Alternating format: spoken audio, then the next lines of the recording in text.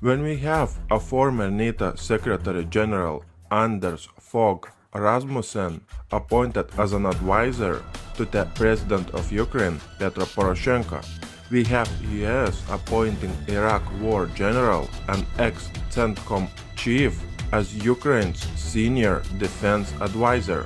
When we have the United States assigning its war assets to Ukraine, why do you think that these people who've been involved in the deadly wars around the world are moving to Ukraine with their skills and experience? I wonder what is the logic behind those moves.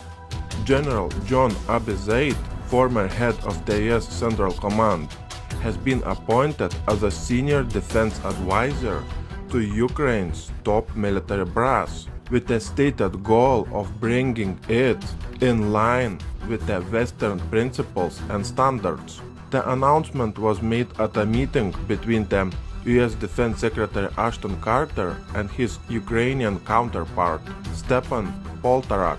General Abizaid will provide authoritative advice to Minister Poltorak and other senior Ukraine officials as Ukraine aims to implement reforms designed to bring its armed forces in line with the Western principles and standards. So that means General Abizaid will have real power in Ukraine. General Abizaid, a career officer who has seen various deployments since the 1991 Gulf War and Iraq War. This American general will be in charge of what Carter described as enhancing democratic and civilian control of the Ukrainian armed forces, transitioning to NATO staff structure. I call it as I see it. Those two generals will be in charge of Russian and Ukrainian war that will involve all NATO alliance. This is going to be real hell on this planet.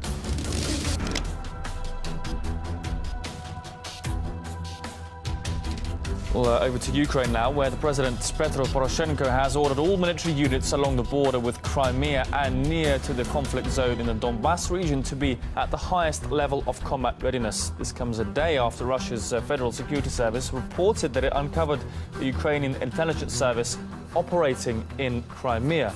The FSB announced it successfully prevented 2 terrorist attacks in Crimea being plotted by a network of agents allegedly working for Ukraine's chief intelligence agency.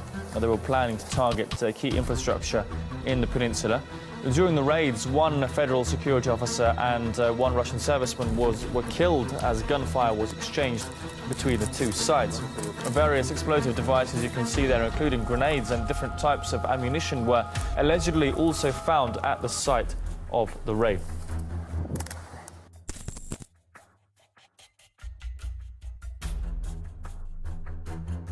Including the massing of the military forces of Russia along the administrative border with Crimea, along the border with Ukraine, along the separation line in Donbas.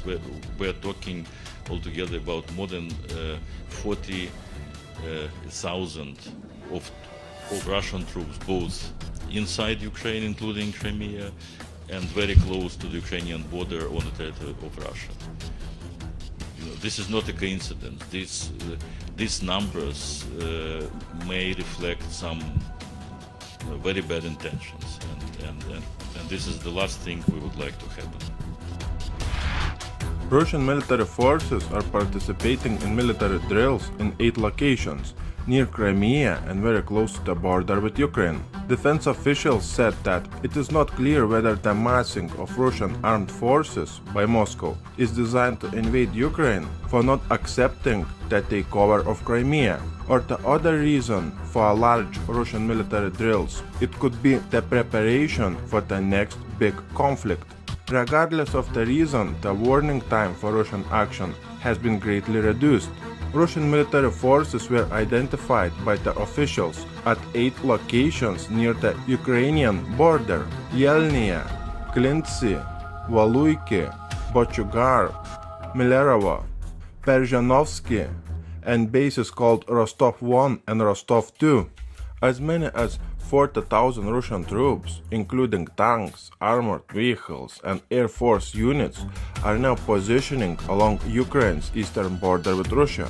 Additionally, large numbers, I am talking about more than 120,000 of Russian military forces, conducted the military exercises just few days ago. The Pentagon officials say those Russian military exercises could be used as a cover for an attack on Ukraine. Russian units will likely practice reinforcing the Crimean Peninsula through such activities as amphibious landings and air defense exercises. This may involve the change of equipment and long convoys of military vehicles. The military exercises of such size is a clear sign that something big is about to take place. Similar, very large-scale Russian exercises were conducted near Ukraine a month before, when Moscow carried out the covert military operation to take over the strategic Black Sea Peninsula in March 2014.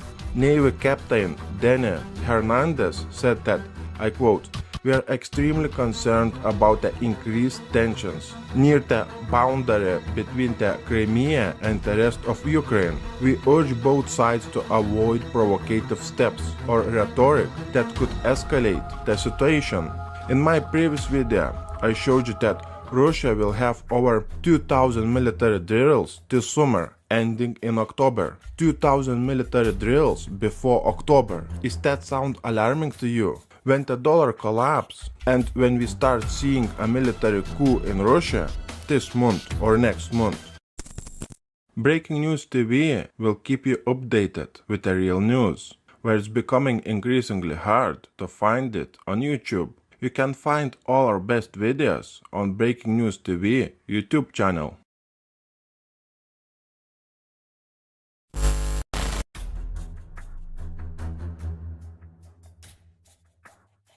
Is Russia conducting a massive mobilization of its troops for an invasion of Ukraine? The drumbeats of war are growing louder. Fighting in eastern Ukraine between the separatists and pro-government forces has risen to a level not seen in the last 12 months. The Russians claim that they recently foiled the Ukrainian plot to conduct a terror attack in Crimea.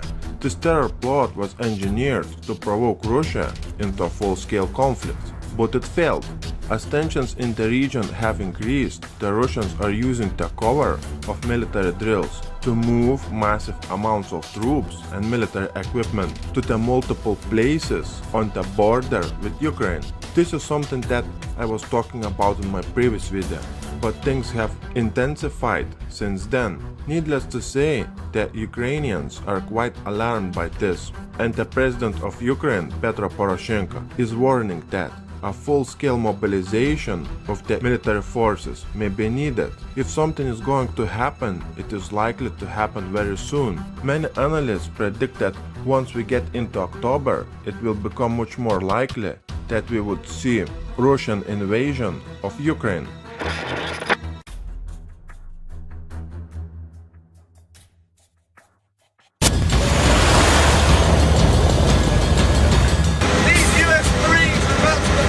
First ever amphibious landing from the Black Sea onto the Ukrainian coastline. 15 amphibious assault vehicles packed with both US and Ukrainian Marines secured a beach south of the port city of Odessa before heading inland as part of the annual multinational naval exercise Sea Breeze. This year the US Navy deployed 2 ships, the USS Ross, a guided missile destroyer, and this ship, the USS Whitby Island, which acted as a launching pad for the amphibious operation. The Black Sea is bounded by 6 countries linking southeastern Europe and western Asia. Since the Russian annexation of Crimea in 2014, the security situation here has been very tense at times. This footage shows a Russian fighter jet flying over the USS Donald Cook in the Baltic Sea earlier this year. A similar incident happened on the same ship in the Black Sea in 2014, a move condemned by the US as unnecessary provocation. For Exercise Sea Breeze, however, the US Navy experienced no such hostility. I would tell you that our interactions with the Russians so far in the Black Sea have been nothing but professional. We've had them sailing off our beam much of the time in the Black Sea, and nothing but professional. They're out there, we know they're out there. We're not hiding from them. It's sort of hard to hide us. We're large, but we're here and no issues. For Ukraine, a long-standing NATO partner, and the other allies that operate here, the importance of the Black Sea cannot be underestimated. The Black Sea was always the window to the Europe for the all Eastern Slavic community. Now it's for Ukraine. We see the Black Sea again as a place of different political interests are connected. And of course, if a global power like NATO or United States will not take care or have at least some presence in this area, it can be a huge challenge to the whole European security. For the Ukrainian Navy, exercises such as Sea Breeze provide the perfect opportunity to strengthen ties with their partners. Это сближает наши страны, повышает уровень доверия между военнослужащими разных стран мира и стабилизирует безопасность и обстановку в Черноморском регионе. Поэтому для нас это очень важно. Мы можем найти новых друзей, поделиться с кем-то опытом и сблизить наши страны, построить между ними мосты дружбы. It is this continued cooperation and support which was reiterated during the recent NATO summit in Warsaw. While it was recognized that Russia has continued to build up its presence in the Black Sea, the NATO position is to remain purely defensive. When a regional navy meets a navy that, comes from halfway across the globe, that's an exchange of ideas. It's not a matter of escalating towards any event. If you look at the Sea Breeze schedule of events and things we do, these are the same types of interactions and maritime events, air events that we do all over the globe. This year, YouTube has updated its algorithms regarding advertiser-friendly content twice. For us, it simply means that Breaking News TV YouTube channel and many other similar YouTube channels will not get any financial support from YouTube. We are working really hard to report real news to you. Unfortunately, 80% of our videos are not advertiser-friendly. That means we do not get any financial support from YouTube. $1, €1 or £1. It means very little to most of you, but it means a lot to our YouTube channel.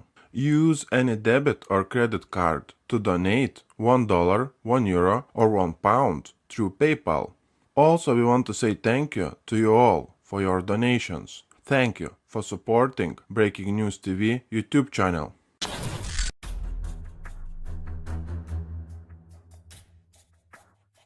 US spy planes have been intercepted while approaching Russian airspace over the Black Sea. RT's Murad Gazdiev has more on this story. Over a 24-hour period, American spy planes made repeated attempts to get close to the Russian border, the Russian Defense Ministry says. Unfortunately, they were detected both times as they approached the Russian coast. Fighter jets were scrambled in Crimea.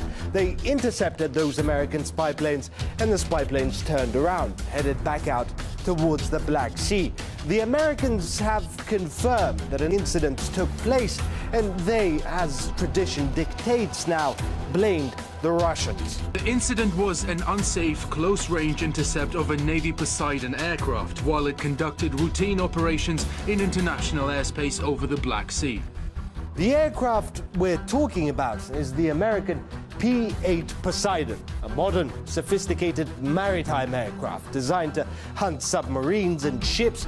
Its secondary role, though, is electronic surveillance, and these have tried multiple times over the last several weeks to get close to the Russian border.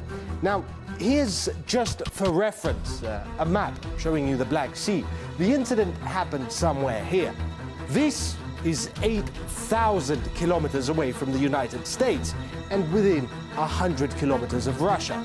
So the Russians are being accused of being hostile for chasing away a potential adversary from their borders. But what happens when the roles are reversed? The Russian jet has buzzed a U.S. Navy spy plane. We don't know how close precisely, but it's described as dangerously close. It was a very close interaction indeed. Pentagon officials saying that an Su-27 Russian jet earlier today flew within 10 feet of a U.S. Navy P-8 patrol aircraft. You may remember, back in June, there were a few big stories about how NATO fighter jets had to be scrambled to intercept Russian aircraft in the Baltics. They were flying then in international airspace, yet nevertheless, Russia was being hostile. It seems like a no-win situation. If Russia chases away NATO jets at its borders, it's being hostile. If Russian jets fly next to NATO member states, it's being hostile. The American planes were flying in what the military calls silent mode, with their transponders switched off, which are used to identify aircraft. When turned off, planes remain undetected by radar. Aside from military concerns, passenger flights over the Black Sea were allegedly endangered because of the jets' clandestine maneuvers. As you can see, the Black Sea is a very busy area, and flying with transponders switched off does not let surrounding aircraft know that there's a jet nearby. We discussed the incident with military analysts. It's extremely dangerous, and it's basically a provocation for a hostile act. And I think that the Russian Ministry of Defense should file a formal complaint about that.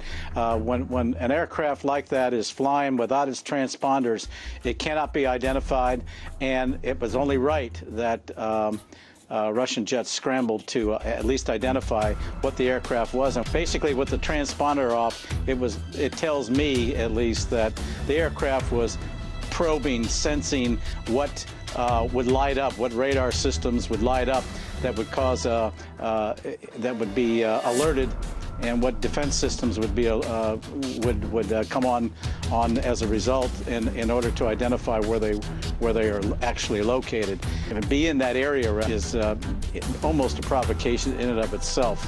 You don't see Russian aircraft flying within 100 kilometers of the U.S. border or stationing ships out as we have. Seems to be a policy-driven provocation, something that is geared to produce a reaction that might play into the hands of those in the United States who are looking for conflict. When we do have an exercise of when you want to watch them. So I don't think it's a coincidence.